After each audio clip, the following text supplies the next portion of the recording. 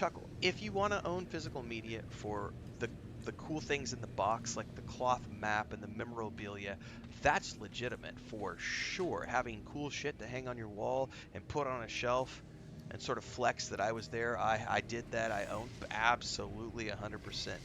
But don't come at me with this whole I want to own it so that I can play it forever, because that doesn't exist. It doesn't matter if we're talking a CD-ROM copy or a DVD copy of a game from, that's what, 15 years ago, almost 20 years ago, I guess, or if we're talking about your version of Mario Brothers from whenever that game came out, 88, 86, or whatever, for the Nintendo Entertainment System. Um, you're not playing Mario Brothers in 2025. You're not playing an original cartridge of Mario Brothers on an original Nintendo Entertainment System in 2025. You're not. I'm sorry, you're not. Not unless you're an extremist collector. And by extremist collector, I mean someone who has a working Nintendo Entertainment System from the 1980s that has somehow managed to be repaired or made it to this point, and you have a working condition cartridge, which is another thing that's extremely out of the ordinary. Um, you're just not. What you're doing is you're playing emulator versions of Mario Brothers that have been transported into digital format, and you're playing an emulated version. Or, like, as an example, wasn't it a few years ago they sold like a modern edition of the Nintendo original, like a modern version of the Nintendo Entertainment System, which was a miniature version, but it had a huge disk drive in it with like 150 games. I don't remember how many games were in it. I'm being hyperbolic for the sake of exaggeration, but that's, you're not, there was no physical media. You don't own anything. You basically own a hard drive at that point with a Nintendo Entertainment System box around it, like a miniature version of the original Nintendo Entertainment. There's no physical media. You didn't buy cartridges. There were no boxes. There were no slip cases. None of that stuff. So this whole idea that I have to own the media, I have to own the game. Well, first and foremost, you never own it in the first place because you're just licensing it, which we just talked about a few minutes ago. But the obsession with physical media is like, I can't think of, I haven't played a Nintendo Entertainment System game since I was 12 years old.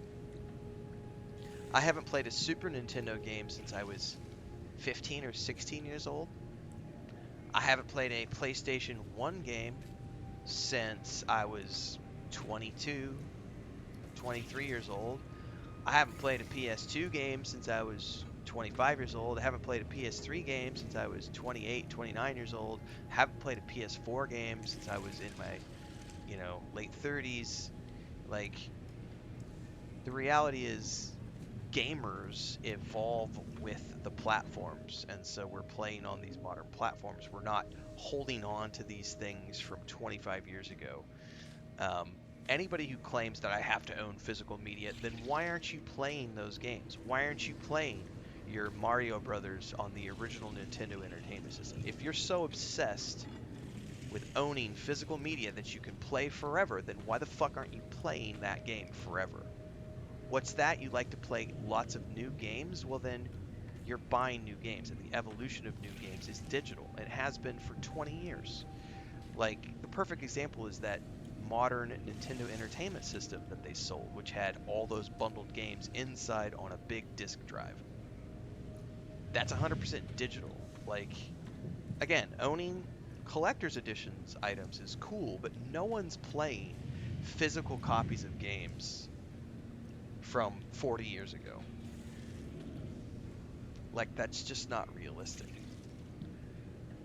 Well, that's another consideration too, John Coons. Like, hardware, we were talking about this the other day, I haven't owned a device with a disk drive in it since 2007. 100% of my laptops that I've purchased since 2008 have been diskless systems. What do I need a disk for? Who uses disks? We're living in 2025. Like, if you even look at, like, I think it's the PS5, like, my version of the Xbox does have a disk drive in it because that's the only version that was available when I bought it. But like my PS5 Pro, no disk drive. The disk drive is sold separate because they're making the assumption that you're buying the digital version. Now, if you want to own the disc version, you can, and you can go out there and buy the discs to run in the PS5.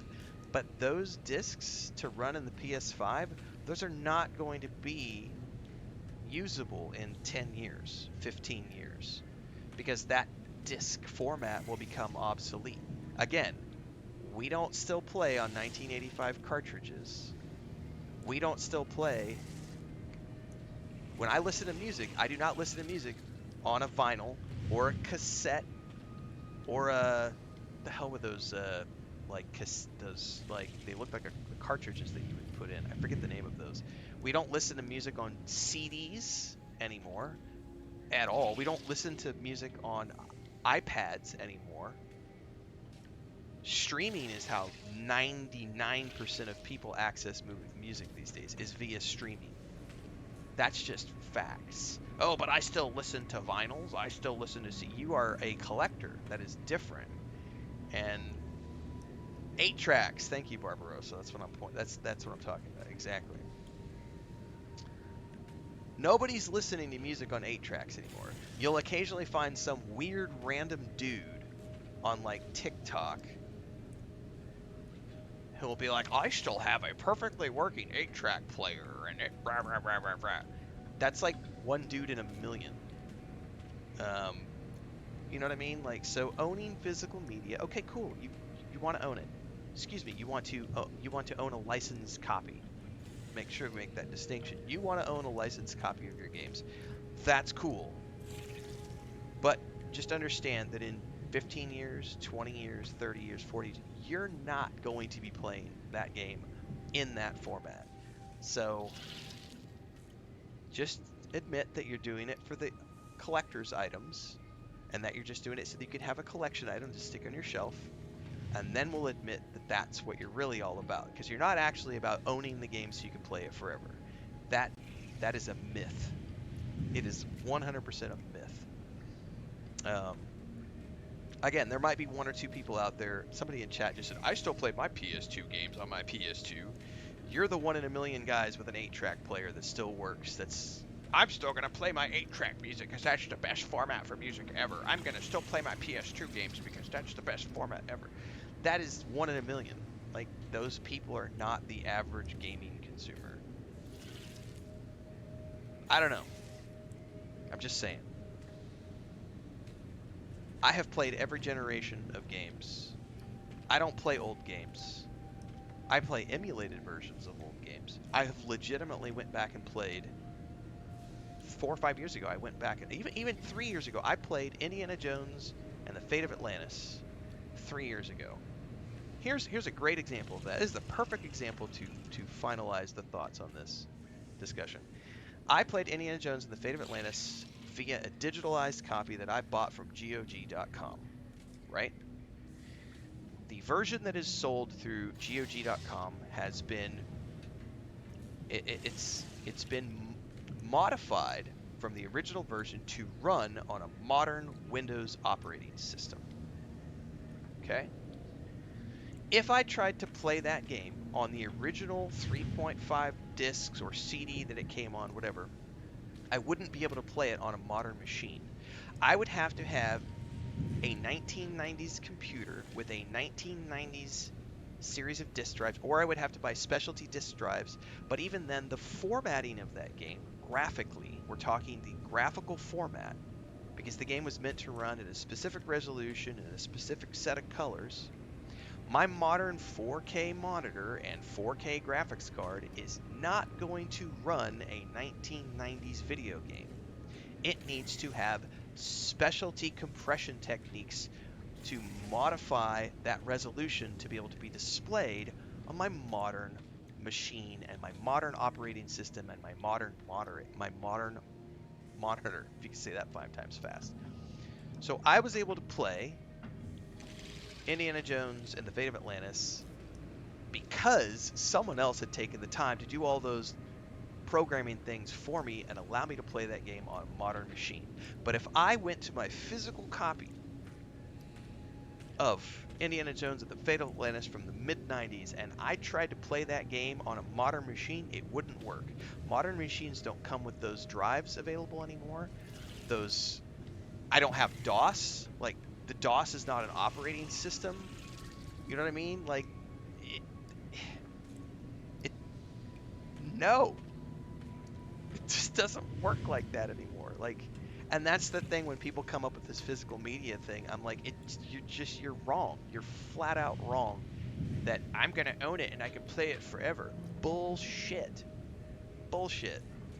Someone else is gonna need to go out there and do the work to be able to make that 20-year-old game run on a modern machine. That's fact. Indiana Jones at Fatalist, all the Quest for Glory games, Betrayal at Krondor, the Space Quest games, King's Quest games. I have a whole series on my channel. I haven't done an episodes for several years now, but I have a series on my channel. I think it was called Point and Click Classics was the name of the YouTube playlist. And I did like Gabriel Knight, Sins of the Fathers, Betrayal at Krondor, King's Quest 5, Quest for Glories 1 through 4, Indiana Jones with Fate of Atlantis, The Dig from Steven Spielberg, like Full Throttle. We went back and played a bunch of those games. None of those games, I didn't play a single one of those in physical media. I played them off of GOG.com because someone else has taken the time to modernize those games and make them run on a modern machine. I'm not going out there and digging through these boxes trying to find my old copies with like the 3.5 discs or the CDs from back then and then trying to figure out how to make that run on my modern machine with my modern. Again, Dribom, you're saying you can play those on a PC if you have an emulator. If you own the physical copy of the game, you can legally play the emulator. But that's the thing. There's additional steps. You're not just able to pull it out of the box and play it forever like some of these people claim. It doesn't work like that. In order to make those old games run on a new machine, you have to have, at the very least, you have to have an emulator, which means you can't just plug it in and play it. I'm going to own it and play it forever. No, you're not.